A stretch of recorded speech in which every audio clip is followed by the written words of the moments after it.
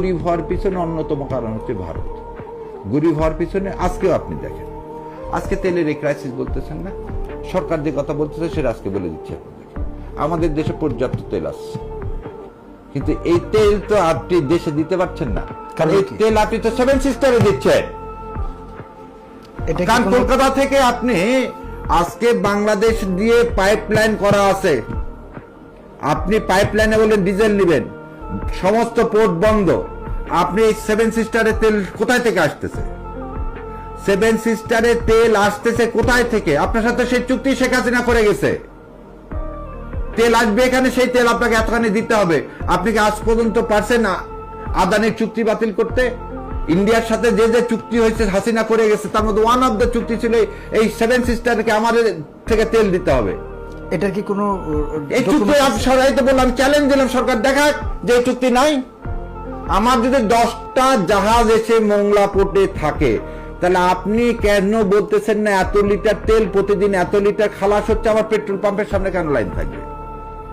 আপনি আমাকে বলেন লাইনটা থাকবে কেন রে ভাই? আপনি তো বলছেন তেলের মজুদ প্রচুর। আপনাকে আরো একটা চ্যালেঞ্জ দিচ্ছি, গতকালকে যে মিথ্যাচার করলেন বিদ্যুৎ মন্ত্রী, বলেন তো আপনি যেখানে থাকেন কয়বার দিনে কারেন্ট যায়? আমার এখানে একবার দুইবার বিচ্ছিন্নভাবে যায়, বাট আমি আমার গ্রামের বাড়িতে খবর নিয়েছি, আমার মামাদের বাড়িতে খবর নিয়েছি, ওইখানে রেগুলার 8 থেকে 10 ঘন্টা কারেন্ট থাকে না। তাহলে এই যে সাংবাদিকদের উপর দোষ দিল, যেটা মিথ্যা কথা বলছে, আমি আমার বাড়ি নওগাঁতে খোঁজ নিলাম, 7 থেকে 8 বার যায়। আমার অফিসের যে স্টাফরা সব থাকে এই নদীর ওপারে, এদের প্রায় 4 থেকে 5 বার করে যায়।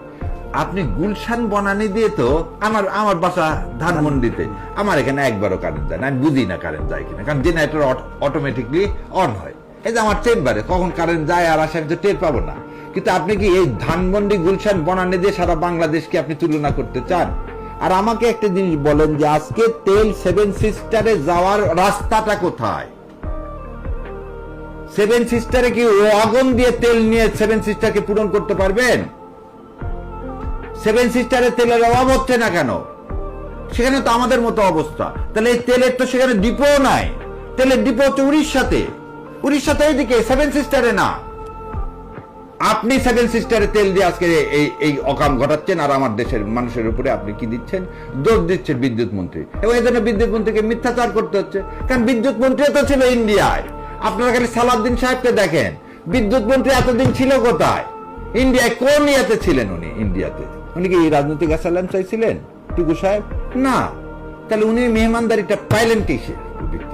আপনি আমার বলেন, আপনাকে আমাকে কোন দেশ থাকতে দিবে ভিসা ছাড়া? না, অসম্ভব। অসম্ভব। তাহলে আপনি যুগের পর 6 মাসের বেশি তো ট্যুরিস্ট ভিসা থাকা যায় না।